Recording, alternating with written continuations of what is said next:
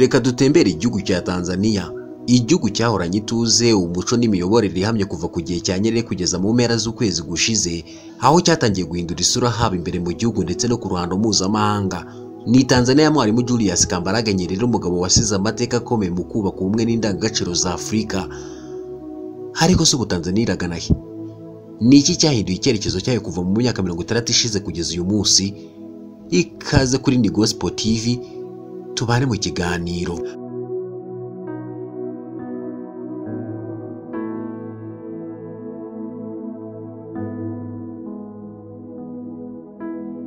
Kuwa 29 Ukwakira 2025 Tanzania yakoze amatora rusange arimo y'umukuru w'igihugu. Perezida Samia Suluhu Hassan yemejwe nk'uwatsinze ku majwi agera kuri 98%. Abatavuga rumwe n'ubutegetsi bakomeye ntibemerewe kwiyamamaza. Urugero, Tundu Lissu, umuyobozi w'ishyaka Chadema, yashinjwe ibyaha byo guhungabanya umutekano w'igihugu bimusunikira kujyanwa mu gihome. Birumvikana ko byahise bimukura ku rutonde rw'abakandida. Undi mukandida w'ishyaka ACT Wazalendo nawe yavanwe ku rutonde kubera impamvu za procedure cyangwa se amategeko. Igihe cy'amatora cyaranzwe n'umwijima haba ku baturage bifuzaga kugira icyo batangaza ndetse n'itangazamakuru muri rusange. Ahabaye gufungwa kwa internet mu gihugu cyose, gufungwa kw'imiyoboro y'amashanyarazi mu mijyi itandukanye ndetse no kwiyongera kw'abasirikare n'abapolisi mu mihanda yose y'igihugu. Indorerezi ndetse n'abakandida batavuga rumwe n'ubutegetsi baracyavuga ko amatora atabaye mu mucyo no mu buryo bwa demokarasi. Nyuma y'itora, imyigaragambyo minini yadutse mu mijyi itandukanye nka Dar es Salaam, abantu batavuga rumwe n'ubutegetsi bashinja uburiganya n'ihohoterwa mu matora. Polisi n'ingabo bakoresheje amasasu n'ibyuka biryana mu maso mu guhangana n'abigaragambyaga. Ibi byatumye hapfa abantu benshi kugeza ubu imibare nyirizina ntabwo iramenyekana kuko hari abavuga ko ari 700, abandi bakavuga ko bashobora kuba bagera ku 3000. Gusa ikibazo gihari ni uko abenshi babuze ababo ngo babashyingure mu cyubahiro. Leta yashyizeho kafi Dar es Salaam ndetse internet yaciwe mu gihugu hose. Amashyirahamwe nka Amnesty International, Human Rights Watch yagaragaje ko habaye kwica abantu, gukomeretsa no gufunga abigaragambyaga n'abanyamakuru. Ishyaka rya Chadema n'amashyirahamwe y'uburenganzira bwa muntu bavuga ko abantu barenga 700 bashobora kuba barishwe, nubwo ibyo bitaremezwa ku buryo bwigenga. Umuryango wa African Union wavuze ko amatora atubahirije amahame ya demokarasi n'uburenganzira bwa muntu. Ariko se Tanzania yakiriwe gute ku rwego rw'akarere no ku ruhando mpuzamahanga? Tanzania isanzwe izwi nk'igihugu gifite amahoro n'umutekano mu karere kandi gikomeye mu muryango wa East African Community EAC cyangwa se EAC. Nyuma y'amatora yo muri 2025 isura y'igihugu yasubiye inyuma. Umuryango wa Afurika yunze ubumwe, SADC n'Uburayi byagaragaje impungenge z'uko demokarasi iri gusubira inyuma muri Tanzania. Leta Zunze Ubumwe za Amerika zashyizeho ingamba zo kuburira abashaka kujya muri Tanzania kubera umutekano muke n'imyigaragambyo itari iteganyijwe. Abashoramari na ba mukerarugendo batangiye gutakaza icyizere ku bijyanye n'ituze n'isura y'igihugu. None ni gute ibintu bihagaze ubu? Perezida Samia Suluhu Hassan yamaze kurahira manda ye ya kabiri.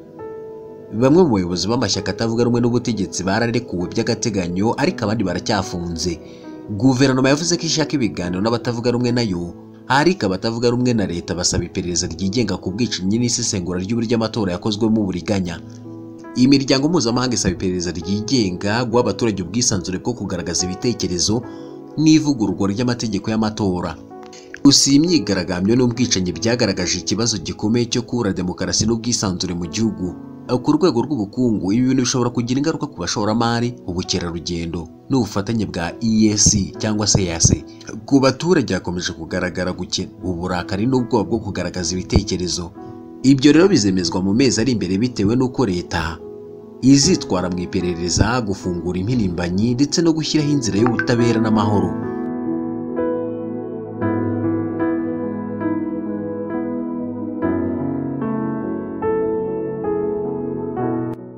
Tanzania ni igihugu giherereye mu burengerazuba bw'inyanja y'Ubuhinde muri Afurika y'Uburasirazuba.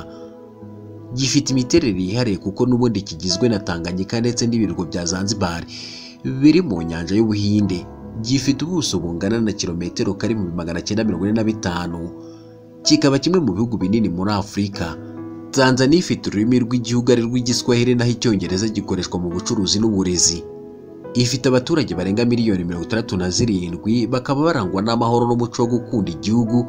Nubwo byaje guhinduka ubu bakaba bari kuvugwa ibindi, ni nyuma y'amatora rusange ya Tanzania yabaye ku itariki 29 Ukwakira 2025, aho ishyaka rya Chadema ritavuga rumwe n'ubutegetsi bwa perezida uriho Madamu Samia Suluhu Hassan rivuga ko hapfuye abantu barenga 700 mu mvururu zabaye mu gihe na nyuma y'amatora.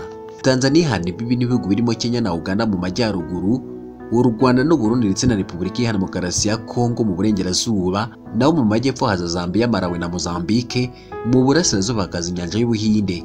Tanzania ifite imisozi, ibiyaga n'ibibaya bituma iba igihugu gifite ubwiza karemano. Umusozi wa Kilimanjaro niwo muremure muri Afurika, naho ibiyaga bya Tanganyika na Victoria biri mu binini ku isi. Tanzania ni igihugu kitagira idini ryemewe na leta, ariko amadini menshi afitemo uruhare rukomeye mu buzima bw'abaturage. Abakristo barenga 63% by'abaturage bose barimo Abagatulika, Abalutheri ndetse n'Abaprotestani. Abayisilamu bagize 34%, benshi muri bo batuye mu biruko bya Zanzibar aho basaga 99%. Abakurikiza imyemerere gakondo ni bake. Ariko se ni gute amadini yageze muri Tanzania? Idini rya Isilamu ryahageze mbere cyane kuva mu kinyejana cya 8, ritangijwe n'abacuruzi b'Abarabu bo muri Oman bambutse banyuze mu nyanja y'Ubuhinde. Abamisiyoneri b'Abakristo baturutse mu Bwongereza, Ubudage n'Ubutaliyani bageze mu gihugu cya Tanzania hagati y'imyaka 1800 n' 1900, bazana amashuri, amavuriro n'uburezi. Kugeza ubu amadini ya Gikristo n'idini ya Isilamu afite uruhare runini mu burezi, ubuzima n'ubutabera.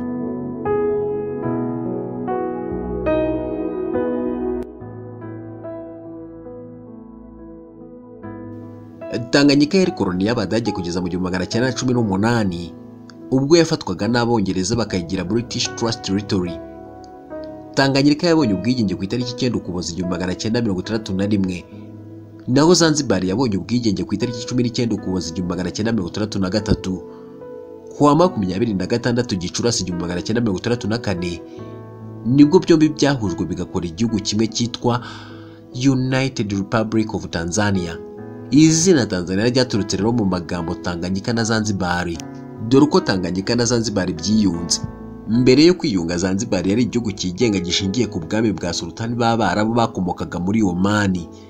Nyuma y'imyaka mike y'ubwigenge habaye Zanzibar Revolution ku itariki 12 Mutarama 1964, ikuraho ubwami bwa sultani ishyiraho repubulika nshya iyobowe na Abeid Amani Karume. Iyi mpinduramatwara yatumye Zanzibar ihita yiyunga na Tanganyika kuwa 26 Gicurasi 1964, maze hashyirwaho Perezida Julius Nyerere nka perezida wa Tanzania yose ndetse na Visi Perezida Karume wa Zanzibar. Zanzibar yabaye koloni y'Abaportugal kuva mu 1898 kugera mu 1698, hanyuma ijya mu maboko y'Abarabu muri Oman kugeza mu 1890. Yabaye protectorate y'Ubwongereza kugeza igihe cy'ubwigenge 1963. Dore abayoboye Zanzibar ba mbere harimo Said Khalifa bin Haruba kuva mu 1911 kugera mu 1960, harimo Said Abdallah bin Khalifa kuva mu 1960 kugera mu 1963, haza Said Jamashid bin Abdallah kuva mu 1963 kugera mu 1964, Abeid Amani Karume mu 1964 kugeza mu 1972, haza kandi Abu Jumbe Mwinyi kuva mu 1972 kugera no muri 1984, Ali Hassan Mwinyi kuva mu 1984 kugera mu 1985, Idris Abdul Wakili ni kuva mu 1985 kugera mu 1990, Aman Abeid Karume no kuva muri 2000 kugera muri 2010, Salmin Amur Juma no kuva mu 1990 kugera muri 2000, Ali Muhammad Shein no kuva muri 2010 kugera muri 2020, Hussein Ali Mwinyi no kuva muri 2020 kugeza ubu. Tanganyika mbere yo kwiyunga na Zanzibar yari mu maboko y'Abadage kuva mu 1885 kugera mu 1918, nyuma iza kuba y'Abongereza. Julius Nyerere yabaye umuyobozi mukuru w'igihugu cyigenga kuva mu 1961. Tanzania yari igira abaperezida babiri, no kuvuga perezida wa Tanzania uyobora igihugu cyose ndetse na perezida wa Zanzibar uyobora ibirwa bya Zanzibar. Tanzania igira perezida wa Tanzania, ikagira inteko ishinga amategeko y'igihugu, ikagira urukiko rw'ikirenga. Ibyo bireba politiki y'ububanyi n'amahanga, ubukungu rusange, ingabo n'umutekano. Gusa nanone imiyoboro ya Zanzibar ni ikurikira: Ahari perezida wa Zanzibar niwe muyobozi mukuru w'igihugu unayobora Revolutionary Council. Baraza ya Revolutionary Council rero ibaraza rigizwe n'abayobozi bakuru bashinzwe gufata ibyemezo bikomeye mu nzego za politiki, umutekano n'iterambere. Igira n'inteko y'igihugu ishinzwe gutora amategeko, kugenzura ibikorwa bya leta ndetse no guhagararira abaturage. Ibyo bireba uburezi, ubuzima, ubukerarugendo n'ubucuruzi bw'ibiribwa. Ariko se abaperezida ba Tanzania ni abahe? Hari Julius Kambarage Nyerere kuva mu 1962 kugera mu 1985, yari umwarimu w'igihugu, yashyizeho politiki ya ujamaa yaharaniye uburezi n'uburinganire. Haza kandi Ali Hassan Mwinyi kuva mu 1985 kugeza mu 1995, yafunguye ubukungu, yinjiza abikorera, azana politiki yo guhindura ubukungu. Haza kandi Benjamin Mkapa kuva mu 1995 kugeza muri 2005, yashyize imbere isuku mu micungire y'imari, kurwanya ruswa no gukorana n'amahanga. Undi muperezida ni Jakaya Kikwete kuva muri 2005 kugeza muri 2015, yashyize imbere uburezi, imishinga y'amashanyarazi, azwiho kuba umuhuza. Haza kandi John Pombe Magufuli kuva muri 2015 kugeza muri 2021. Uyu yamenyekanye mu gukoresha imbaraga mu kurwanya ruswa n'isesagura, ariko yiganjemo itegeko rikakaye. Haza Samia Suluhu Hassan kuva muri 2021 kugeza uyu munsi. Ni umugore wa mbere uyoboye Tanzania, yagiye agarura ubwisanzure bwa politiki, ashyira imbere ubukerarugendo n'ubukungu, afatwa nk'umwe mu baperezida batumye Tanzania igusha ishyano. Ni nyuma y'imyigaragambyo yaguyemo benshi.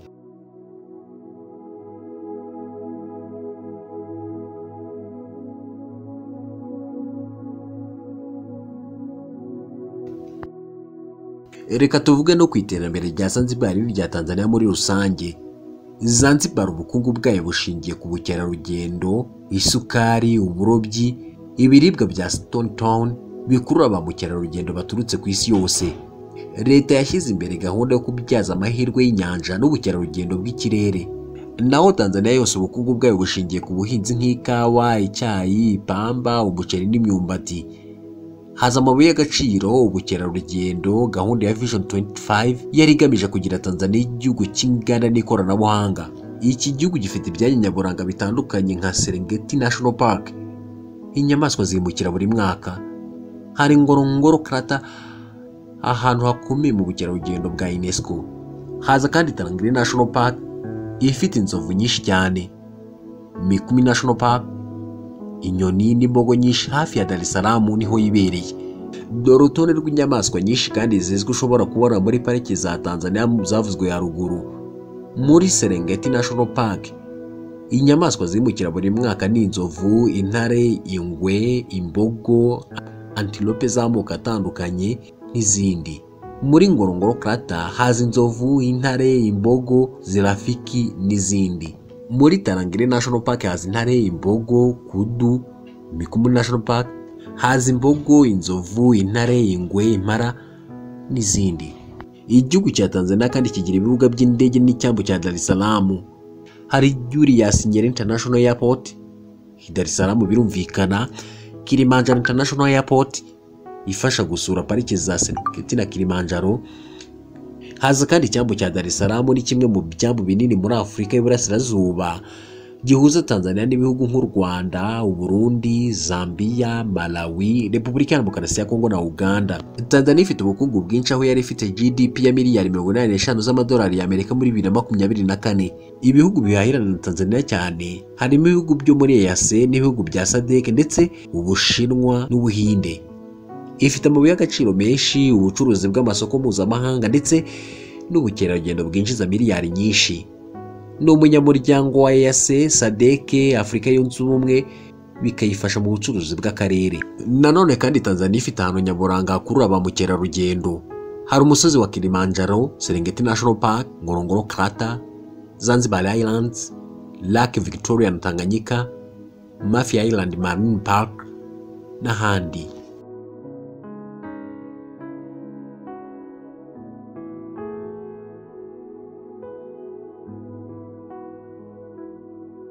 Mu matora ya 2025 habaye imyigaragambyo ikomeye nyuma y'uko abatavuga rumwe n'ubutegetsi bavuze ko habaye uburiganya.